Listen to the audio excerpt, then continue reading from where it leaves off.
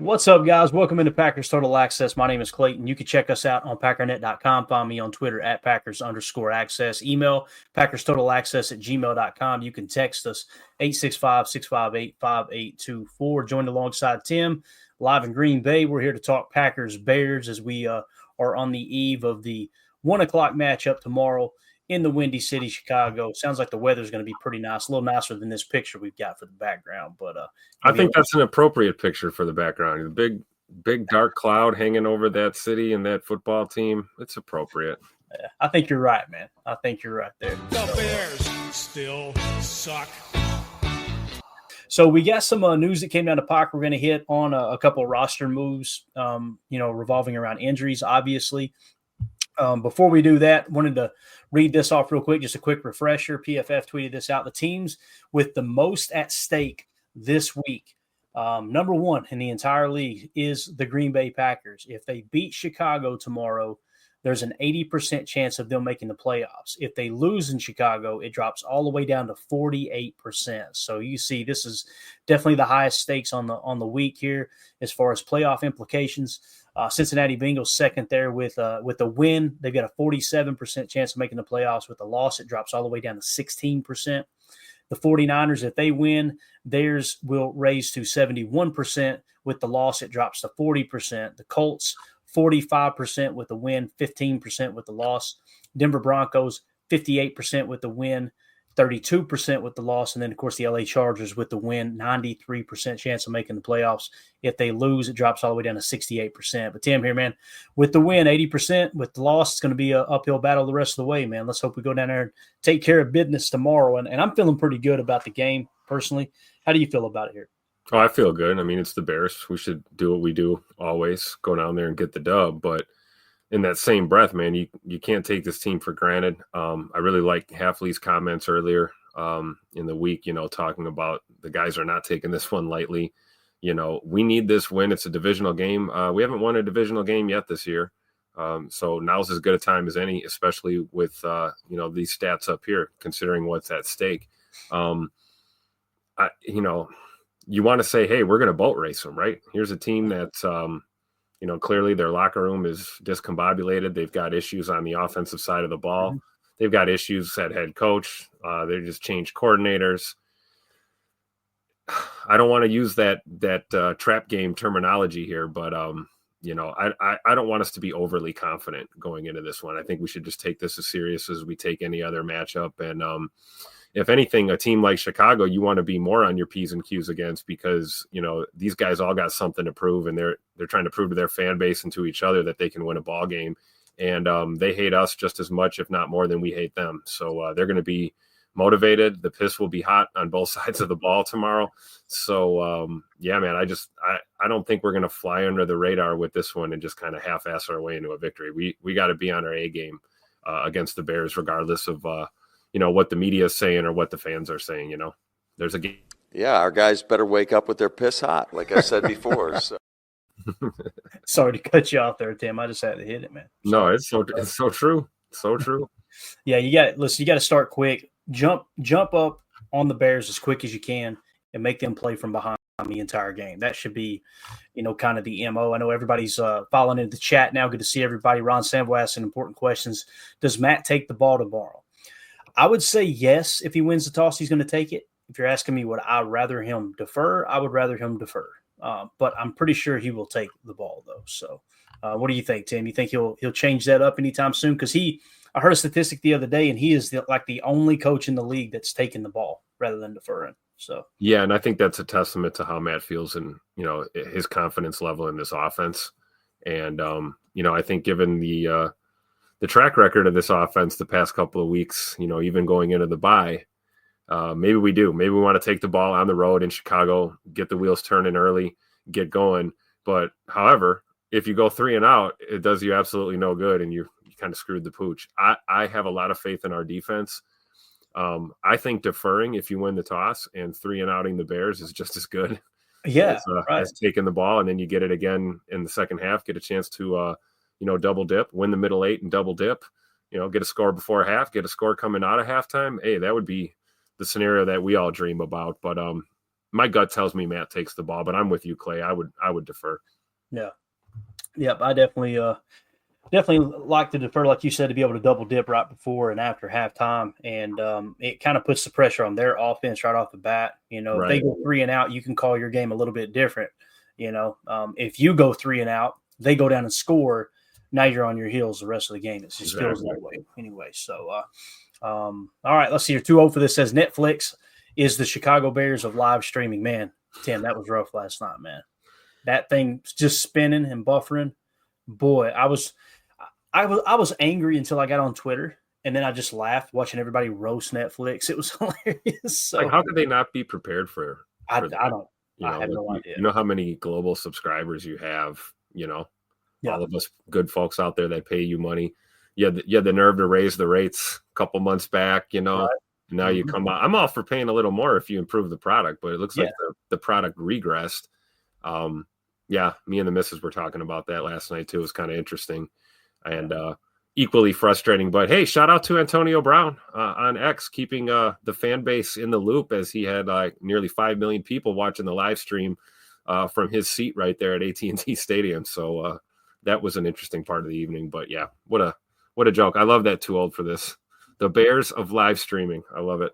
It's a pretty accurate description there. Yeah, they showed up, but they just didn't execute, right? Yeah, typical. Just kind of sat there and spun in place, right? That's all that happened. Cannonball John in the house. Good to see you, buddy. He says, even the posse, just extend the W streak. Keep it simple. Amen. I don't care if you win by 1 point. Just get that dub. There ain't no reason to get cute. Go out there, try to jump up early, and like I said, let the Bears shoot themselves in the foot. That should be kind of the game plan, in my opinion. Respect Oranges. I'd put the D against Caleb, no problem. Talking about there on the opening drive, completely agree. And that's the other thing. I mean, with the way they're playing and taking sacks, there's a good chance they get the ball to 25, they end up punting from their own 20. You know what I mean? And now you're kind of playing the field position game there on your opening drive. So we'll see, man. It's going to be a lot of fun, though. I can't wait. It feels like it's been forever since we've done a pregame and a postgame show. There's nothing better than waking up on Sunday morning, grabbing a cup of coffee, and doing the pregame show, hanging out with y'all. It's just an absolute blast, man. I know. I saw that too. Too old for this. Tyson was walking butt naked through the trailer park in the locker room, and that was wild. They're interviewing him. I'm like, man, he looks old. You know, his eyes are he just looks tired. Like and it's now he had some kind of blood problem where he had to have some kind of blood treatment a few I think weeks maybe even before. That's why they had to delay it. He was also dealing with a knee injury, and he just looked tired. And I was like, man, that's Mike, man. He just like Jake Paul likes his opponents, right? Old and tired, right? Yeah, and then it was just like, man, you just got so much respect for him, and then he turns around, and walks off, and it's his bare ass. I'm like, what are we doing? Who thought? Hey, shout out to Netflix. You're only going to get that on a Netflix feed, right? There you go. Exactly. Oh my gosh, man. All right, so let's see here. Let's get to some important information and stop talking about washed up boxers derrieres. All right, let's things could be a lot worse. I could be a Bears fan. You could, Ja. I completely agree. The Packers, this is from Ian Rappaport, the Packers have placed offensive lineman Jordan Morgan on injured reserve. So Jordan Morgan season is over for the time being. I can imagine they're probably going to look to try to get him back. It's the shoulder that's been bothering him since camp. So it's going to continue to be an issue until they get it straightened out. Now, that's going to send kind of a ripple effect through the entire organization as far as the game day roster is concerned. Now, as far as the starting lineup, not much changes other than the fact that Jordan Morgan would have been rotating snaps with Sean Ryan. Sean Ryan will now be your primary starter at right guard tomorrow, I would imagine. And everything else kind of sits in place with Josh Myers being fully healthy now with the left wrist injury that kept him out the week before last. So nothing really on game day is going to change much here other than that rotation. But I will say many people are wondering with this Robert Rochelle move here, as Wes Hodkiewicz tweeted out, cornerback Robert Rochelle, who was out of practice squad elevations, has been signed to the Packers active roster. Rookie offensive lineman Jordan Morgan goes on IR with the shoulder. So I don't know how you feel, Tim. I want to get your take here on the air. I immediately thought, maybe Jair isn't ready to go, type thing. You call up an extra or you sign an extra cornerback on the active roster. Now, listen, Robert Rochelle is a special teams contributor, obviously, but am I reading too much into that, or do you think this might be a sign pointing towards Jair possibly not playing, man? Yeah, I don't think you're reading into that wrong. I think it's fair to not assume that, but to at least have that question pop into your head. Ja's been touch and go for the last, what was it, 2 weeks? I believe coming out of the Jacksonville game or the Houston game? Yeah. He had some issues and has been kind of back and forth between the knee and the groin issues. So it's not unheard of for us to react that way, right? Especially when you see, there's a lot of guys they could have elevated, right? They chose to elevate a corner. Now, granted, Robert Rochelle, like you said, is more of a special teams ace kind of a dude. However, we have seen him get snaps, primarily boundary corner, I believe. So you got to think, is that the insurance policy? Because unless they're just thinking they're tired of the Eric Stokes show or something, and they wanted to have an extra corner available, and maybe Jair is going to play, and it's just a rotational thing. I know I believe they had an open roster spot either way, so I don't know if it's exclusively because they don't think Jair's going to go. But I mean, we could spend the next hour speculating on this, right? Like, who knows? It's Bears week. You want to see Jair out there. You want to see all your guys out there. Hopefully Evan Williams plays as well. But yeah, there's certainly nothing more wrong with kind of reading in between the lines here when it comes to seeing Robert Rochelle getting activated. Yeah, for sure. I know the chat's fairly lit up right now. 2-0 for this says it's the first game without Preston. Big void in cornerback position. So there you go. Love to hear it. 2-0 for this on fire tonight. I love it. I'm telling you, man. Let's see here. We got a Bears fan in. Let's see what he's got to say here. Sweat is going to make love eat dirt. If your boy plays. Yeah. Is he still hurting? Is he playing? I just want to say this for any Bears fans that gets in here and talks trash. I can't push back, man.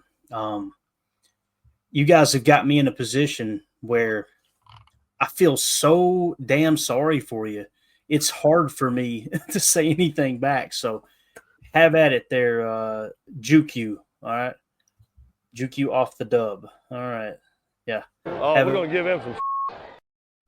We'll let the chat handle it. How about that, Tim? They always do an excellent job of that, right? So, again, though, all Bears fans are welcome in the chat. We love to hear the banter. Good luck tomorrow. I hope playoffs.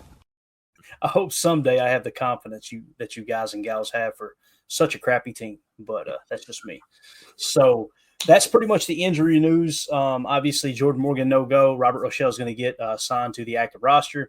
Anything else we missed there, Tim, that you caught wind of today? I think we pretty much got everything covered as we hit the injury report earlier. Obviously, out Jordan Morgan, Marshawn Lloyd, and then doubtful is Kobe Wooden, questionable Jair Alexander, Evan Williams, and Josh Myers is good to go. Anything else we missed there? I don't think so. I don't either. Side note, thank God Josh is good to go, considering we're already down a guy. You know how that musical chairs on the O-line works. Yep. No Jordan Morgan in my eyes means that there's no Elton Jenkins moving over to center. So it's a good thing we've got our center back for this game. So that's some good news. And then I guess, fingers crossed for Jair and Evan Williams. Hopefully we are pleasantly surprised tomorrow before kickoff. Yeah.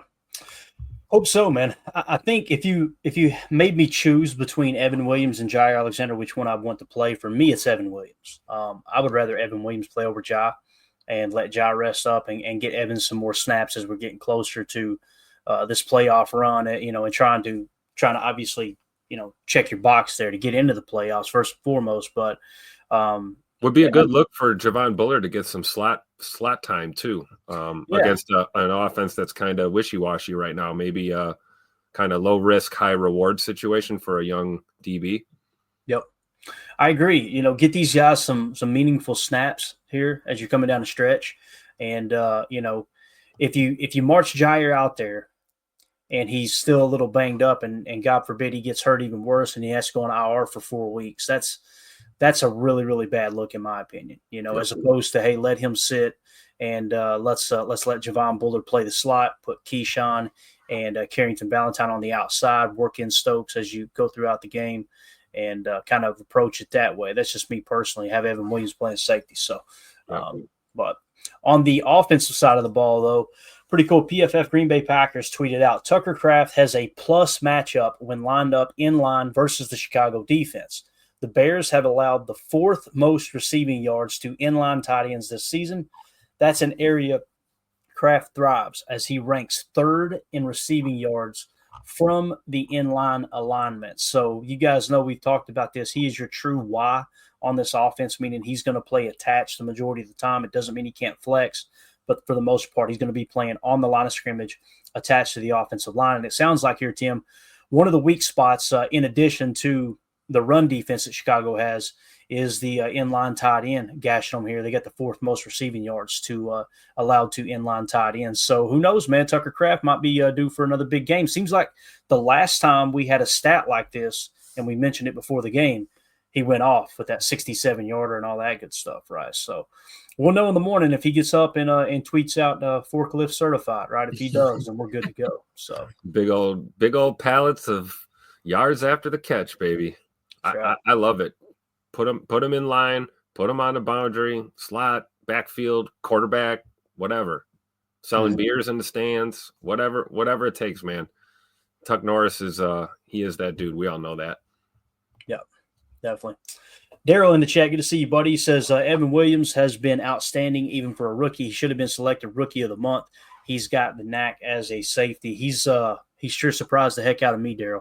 I'm excited to get him back in the lineup, whether it's this week or next week for sure. So we'll see what Love tries to do. You know, when we're talking about not doing too much, leaning on the run, Tim, play action with this inline tight end really makes a lot of sense tomorrow. You know, and hopefully Jordan is completely healthy to where we can play more ace and get him under center to really sell that play action. And also, when you're running out of ace, boys, I'm telling you, it's going to give Josh Jacobs even more momentum to the line of scrimmage. It's going to be awesome. Yep. So, and it's going to bust open that action for the deep shot plays too down the stretch. Yep, absolutely, man.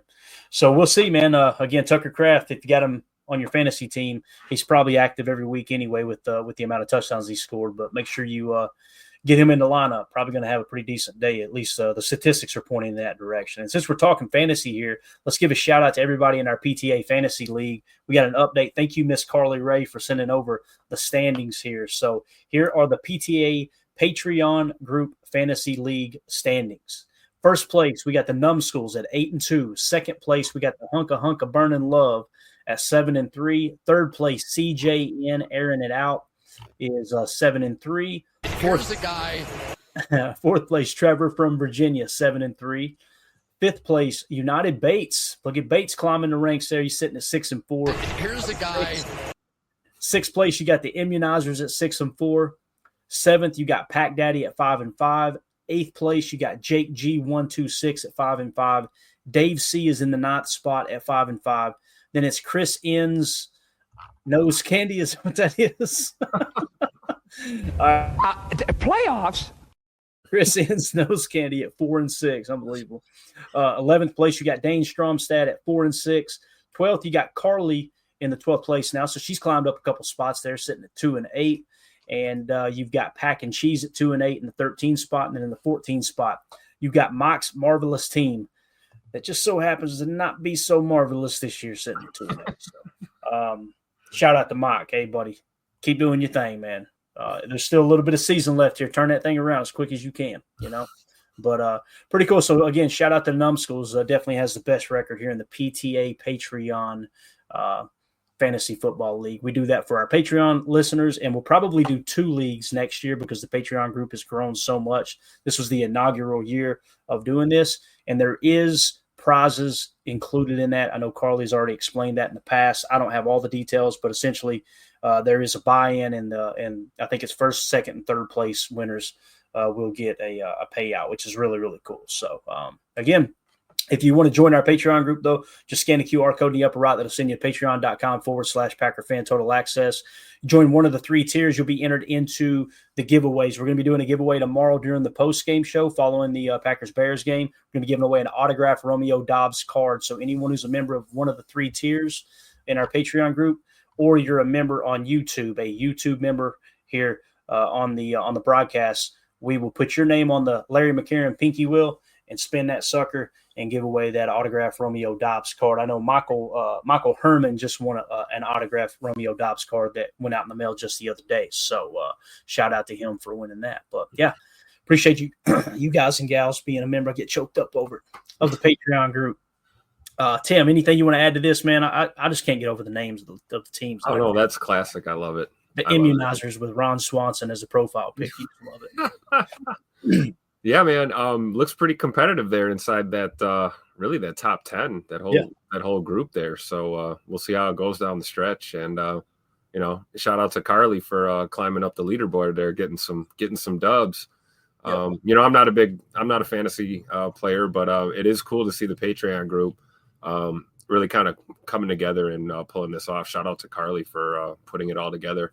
Like you said, expanded format next season. We might have 2 or 3 different leagues going. So just a cool way to connect, man. Shout out to everybody in the group. Yeah, it's absolutely awesome. Something else we'll probably end up doing for the draft coming up in Green Bay this year. I know Tim will be there. He lives in town. We've already got our accommodations set up. We're ready to roll. We'll probably meet up with the Patreon listeners as well, something like that. Just kind of meet and greet right there at the parking lot somewhere, maybe set up a grill, have a good time with it. But appreciate you guys and gals supporting the show for sure. All right, let's do this, Tim. Let's get into a little preview here from NFL Pro. I think these are really cool, and we can kind of dive into the numbers a little bit more. We've got some key insights. We got the advantages from each team, all that good stuff. But let's start right here at the top and just at a glance this game here. So as far as points per game, the Packers are 9th in the league at 25.6 points per game scored. The Bears are 24th at 19.4 points per game. Point differential, the Packers are 10th in the league at plus 36. The Bears are actually 15th in the league at a plus 8. Not as bad as I would have expected there. Records in close games, the Packers are 4-2 this year in close games.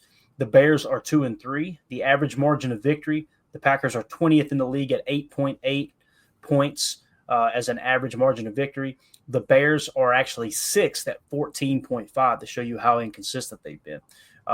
Turnover differential, 6th in the league are the Packers at plus 6, and the Bears are 4th in the league at plus 8. That's that defense we've been talking about and how they can truly take the ball away from your offense. And then total penalties, the Packers are 23rd in the league with 67 total penalties.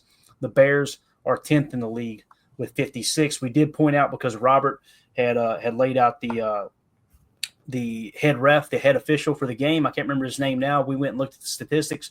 He's thrown the 3rd or 4th fewest flags this year, Tim. So definitely not this guy then, for sure. No, sir. No, he's We've actually got an official this week that's a little lighter on the penalty. So hopefully those hankies won't be thrown everywhere all over Soldier Field, and we can have us just a good, clean football game and go out there and try to lay the smack down on the Bears. But what do you think about this at a glance here? Anything stick out to you? I know a couple of stats there on offense did kind of catch me off guard a little bit. Really, the point differential was, I expected them to be a little worse than that, Yeah, me too. It kind of goes to what we were talking about at the top of the show, right? You're confident in your ability to beat this struggling football team, but when you really start to kind of dig into the matchups and look at some of these numbers, I fully anticipate this to be a competitive ball game. I don't think it's going to be a boat race tomorrow, either way. And if you look at that, the record in close games, obviously the Packers have the slight edge there. So if it is a close game, don't panic, don't get too frustrated. Remember, whether we beat the Bears by 50 or we beat them by 1 point, it's still a dub in the win column. That's all it counts. That's all we're looking for. But I definitely think if you're, to use the boxing analogy right on cue, if you look at the tail of the tape here, signs point to the strong possibility of this being a little closer than some Packer fans want to admit. That in no way is me shaking in my confidence in my team. I think we're going to win, and we should win comfortably down the stretch.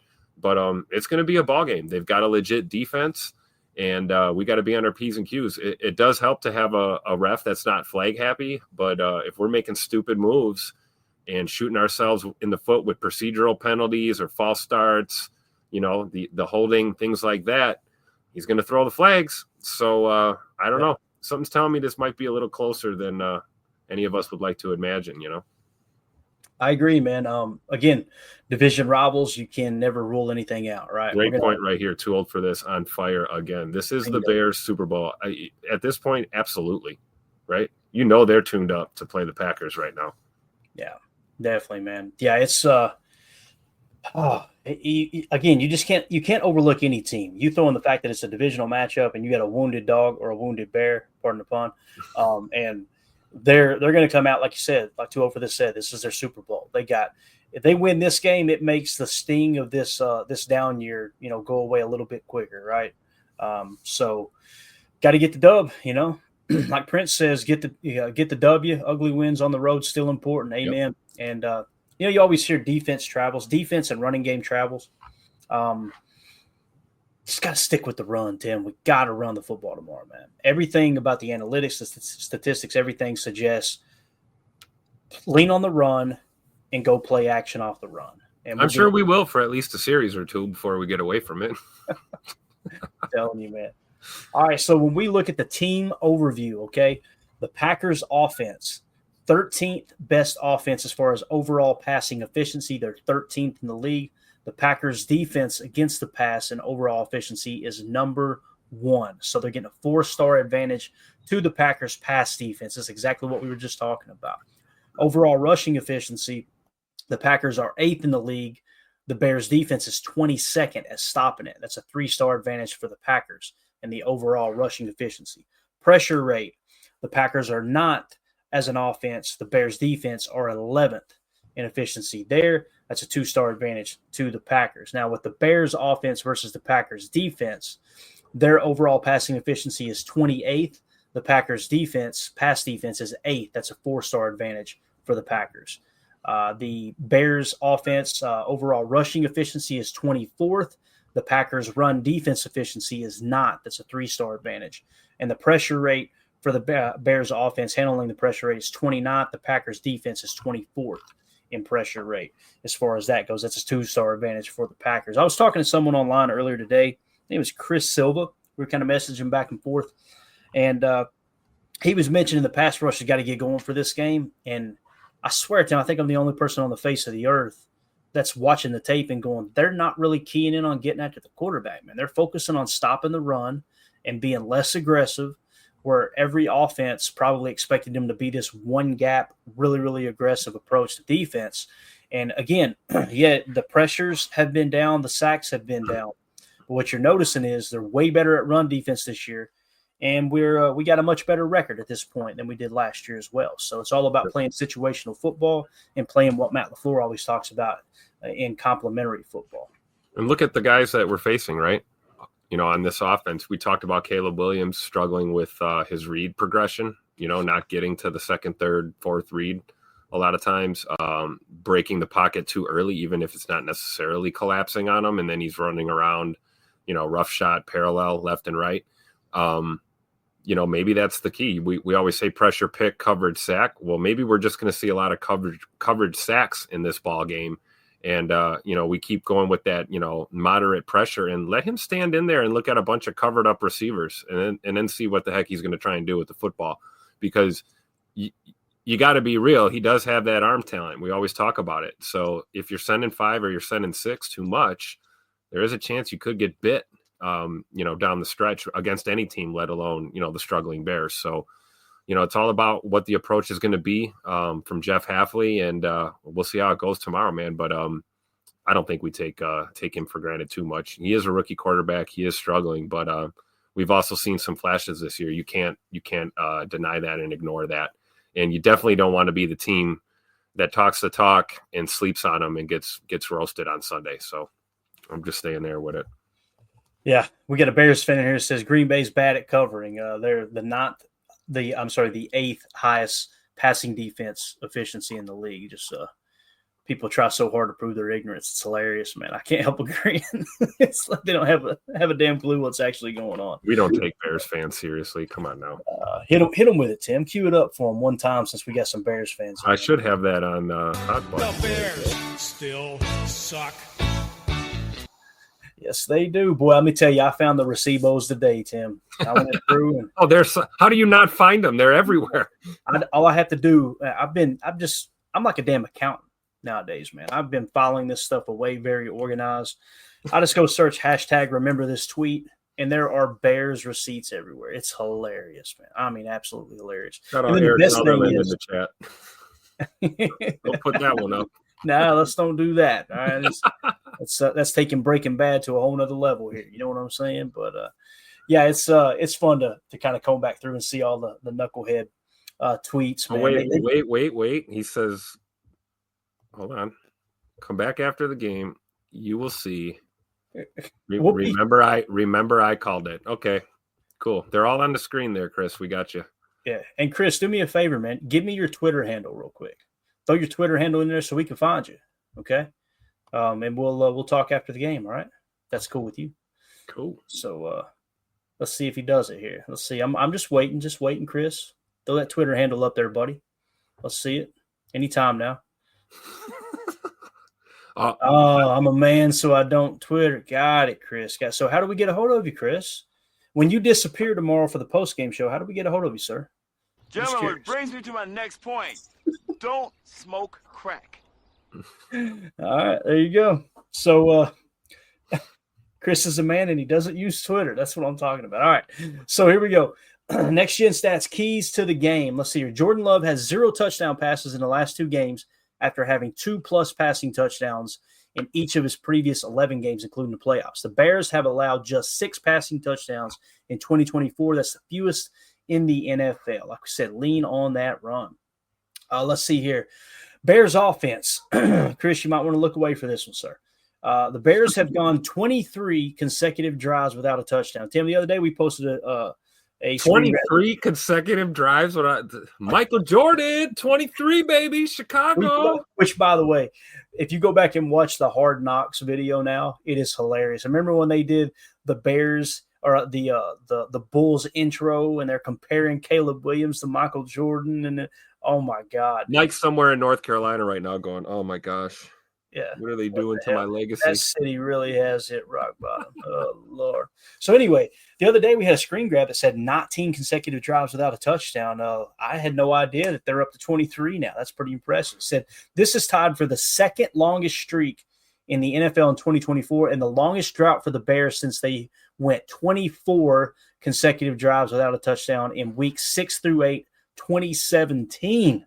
So you guys are going to turn back the clock even further tomorrow if you don't get a touchdown on that opening drive. So you will now have tied the 2017 record. So there you go with that. All right, up next, Packers Bears says, yes, it is 2-0 for this. Chris is the most Bears fan I've ever seen. The Packers have won 10 straight games against the Bears since 2019. Tim, can you read that for me again? What did I just say? The Packers have won 10 straight games. Is that what you're seeing too? I'm trying to think here. I'm trying to read it.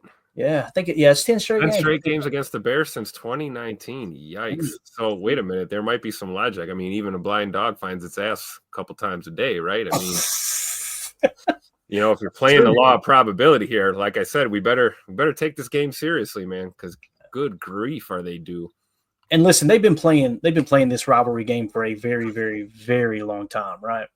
It just so happens that 10 straight games against the Bears since 2019, this is tied for the longest win streak by either team in the history of the rivalry. So what that says here, let me clear it up for Chris because I know he's struggling to understand. You see his comment though? I think it's spot on right there. I mean, he admits it. You see, we suck real bad, but we will win tomorrow. We will, Tom. We will win, Tom. Still suck.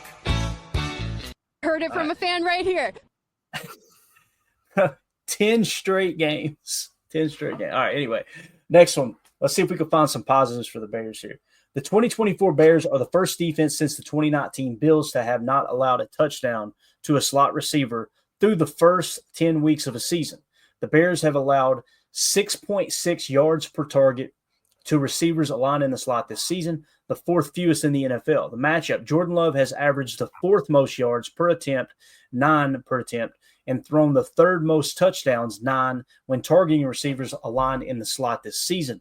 Jaden Reed has gained 447 receiving yards when aligned in the slot, the 2nd most in the NFL, trailing only Jackson Smith and Jigba. So, I want to lean on the run, but I think it would be cool to have Jaden Reed just absolutely cut them up and take that little cherry off the top there. You know what I'm saying, Tim? And just, make that defense look a little more beat up. So, interesting stat there. We'll see what happens. So they're really good at stopping the slot receiver, and Jaden Reed is one of the best in the league. So let's move on to key advantages here. This is really interesting when you're talking about the Packers offense versus that defense of the Bears. The Bears, listen, there's no two ways about it. They got a solid defense.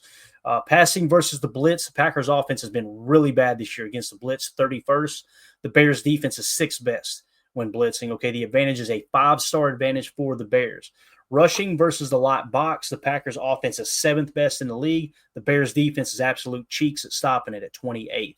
That's a 4-star advantage for the Packers. Short passing, the Packers offense is 21st. The Bears defense is 2nd at stopping the short passing. That's a 4-star advantage for the Bears. Intermediate passing, the Packers offense is 27th. The Bears defense is not. You can see just how good this pass defense is. Passing versus no play action, the Packers are 17th best, and the Bears are 2nd at stopping it. That's what we're talking about. You need to run play action tomorrow to get these backers pulling toward the line of scrimmage, and then let's take advantage of the slot receiver and also Tucker Kraft at tight end, like we talked about earlier in the show. So, again, out of those, as far as the defense versus the Packers offense in passing situations, the Bears have 4 of the 5 advantages there. Now let's move on to the Packers defense versus the Bears offense. Deep passing, the Bears are dead last in the league, 32nd at passing the ball deep down the field. The Packers defense are 2nd best at stopping it.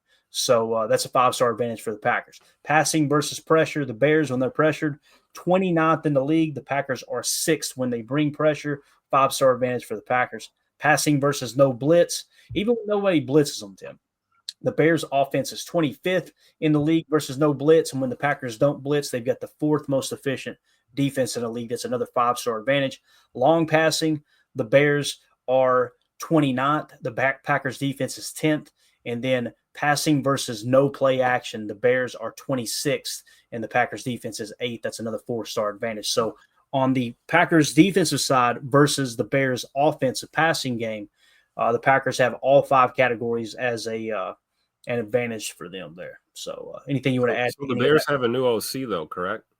They do. That's correct. Now, okay, keep in mind, how do we got to assume that they're not going to run the same crap they've been running lately, right?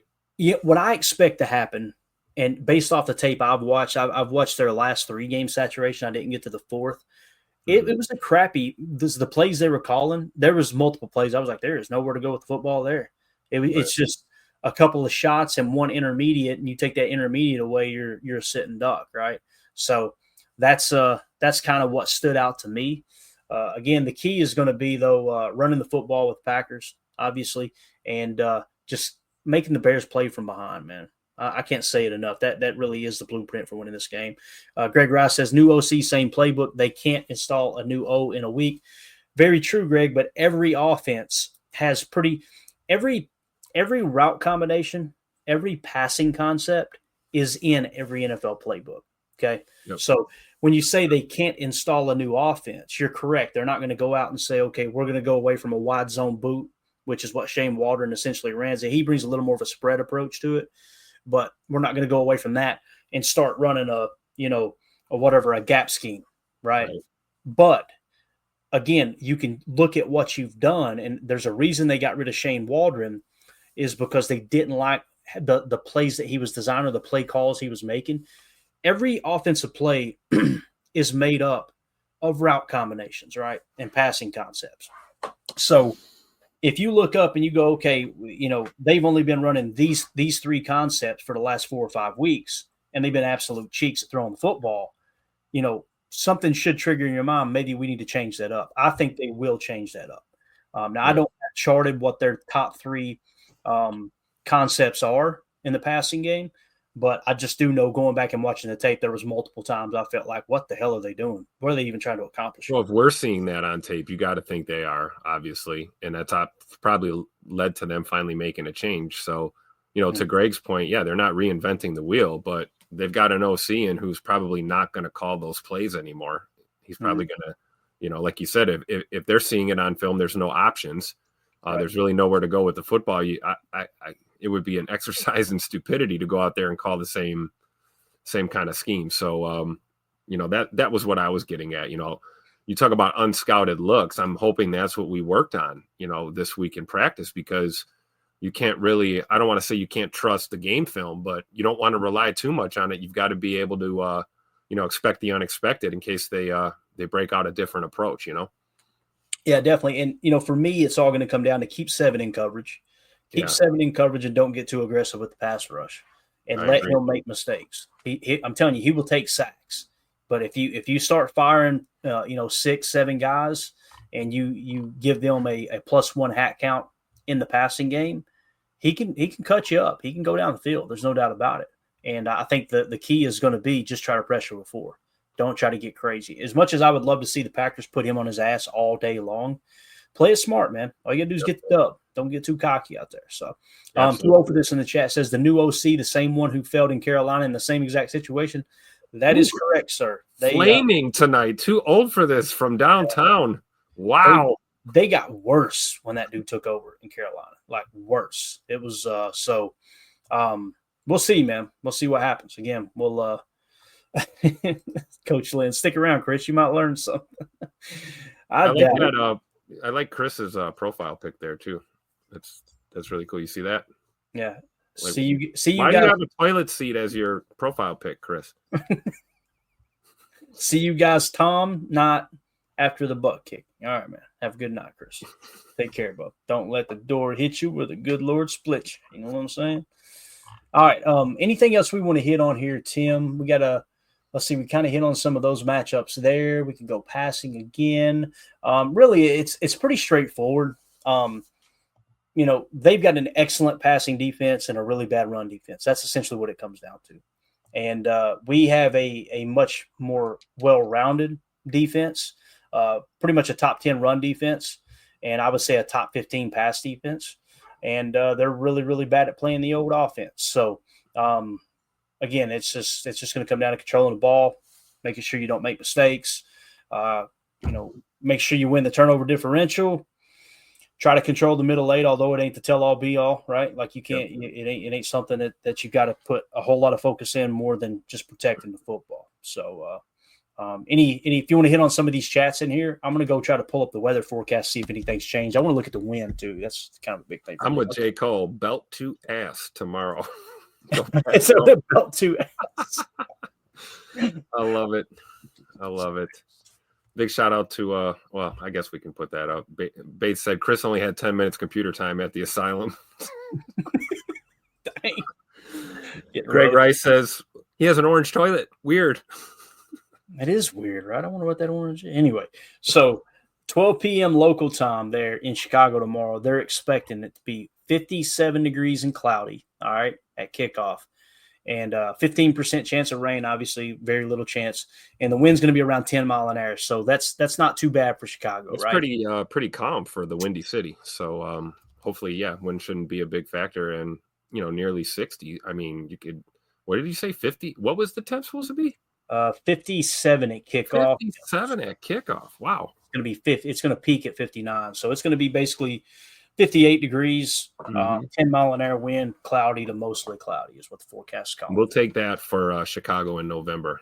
For good old Chicago in November. J. Cole, I'm telling you, man, that comment, you're right, Tim. That is just money. Belt to ass tomorrow. I love it. We're starring that one. Let's save that one. All right, so that's kind of your NFL Pro preview. Let's take one glimpse into the film room, and then we'll wrap this big bear up. What I pulled here, guys, I went back to the Cardinals game, and we found all the explosive runs that Arizona had against Chicago. There was 1, 2, 3, 4, 5 explosive runs. I believe I've got them all right there. Yeah. So we got 5 explosive runs. Let's kind of see what Arizona did here. It looks like it's 12 personnel on this set. Strong left. They're in a pistol. Remember, we've been running a lot of pistol here lately. So this might be something that we break out against them. Let's see what they do on this run and play here. As the Packers do have the Bears have a 4-man front, right? It looks like they're probably, they're in their base for sure. And they're playing, to me, this looks like they're playing under. They're playing 4-3 under, and they've got the Mach and the Sam shaded to the strong side of the formation, okay? So let's see here. Little pistol set, little A-gap run. Well, that's some bad tackling, ain't it? Yeah, okay, cool. So John Connor there with James. Is it James Connor, right? James Connor? I think so, yeah. And then what's their other one? Trey Benson, their other back. Again, just running hard, running through tackles. So what you want to do is run these plays through the filter of, can Josh Jacobs do that? Absolutely, he can do that on that run. All right, so let's go on to the next play here. And this is going to be a 17-yard run for Hicks. So on this set, it looks like we are in 12 personnel again, and it's a little nub left, Trey right is what they're looking at, and the T is on the strong side of the formation. Ball snap, just a little inside zone run, cut back. Oh, yeah. All right, so there you're seeing a little gun with the sidecar, Tim. A little running play there. Let's watch it from this angle. And they're just running right into, there's no cutback, no counter, anything. It's just right up the middle, bang. Yep. Got that line moving left, though, you know, to the Bears' right, and that's something we do really well with Matt LaFleur's scheme, right? Get those boys moving in one direction and free up that gap, whether it's the A or the B, or like you said, it's not even a cutback necessarily. It just creates that seam, that running lane. Yeah, definitely. All right, so here you got Connor up the middle for 16 yards, okay? And they're in a gun set. It's Trey Wright. You can see the tight end, Trey Wright. They're nasty splits on the right side, and then they got their boundary X split pretty far out wide. Let's see what the run play. So they're going to bring their flyer over. So now they're in a dub set, okay? Ball snap. That looked like a little inside zone or duo right up the gut. You just need to run the ball between the tackles, Tim. That's what we need to do tomorrow, man. That's what you're seeing right here. All these. Here's a 53-yarder, all right? And this is by DeMercado, right? Again, just a shotgun run, bad tackling. Yeah, off to the races. Yeah, Josh Jacobs is going to eat tomorrow. He's going to eat. I think so too, man. Because that's like, you look at that play, that's a Josh Jacobs style. Oh, yeah. Right there. And they're actually running a little power play here. It looks like it's the center and the backside guard sealing that thing off. I was just going to say a little weak side guard pull there. Mm-hmm. All right, so there's that. And then we've got a 15-yarder here that also made the list as an explosive. This is Connor off right end. The set, now they're an ace right here. This is what I want to see more of with the Packers. So we're in a Trey Wright ace set, single back, tight ends on the right. And it is actually looks like a 12 set. I apologize. So it's 12. They're going 12 strong left ace here. And a little toss play. Nice. Almost like a little pin and pull. Let me show you what we mean by pin and pull. The Packers used to run this a lot. They haven't run it near as much. You're going to have one blocker pin down and one pull off the backside of him. All right. You'll watch right here. See pin. 17 is going to pin. There's your pull. Pin and pull. And look at that. Look at the hat count, Tim. That's what you're looking for right there. That's what you're trying to create. Yep. Look at the burst through the hole. Josh Jacobs can do that, no doubt. Oh, yeah. All right. So, again, that's just a quick look at the 5 explosive plays from the Cardinals game. The Patriots ran for like 130 yards. They only had 3 explosive plays. They just stuck with the run. And really, that's the blueprint for beating the Bears. There's no two ways about it. So, sure. Greg Rice in the chat. Fun fact, Chicago was never called the Windy City because of wind. It was called that because of the politicians running their mouths.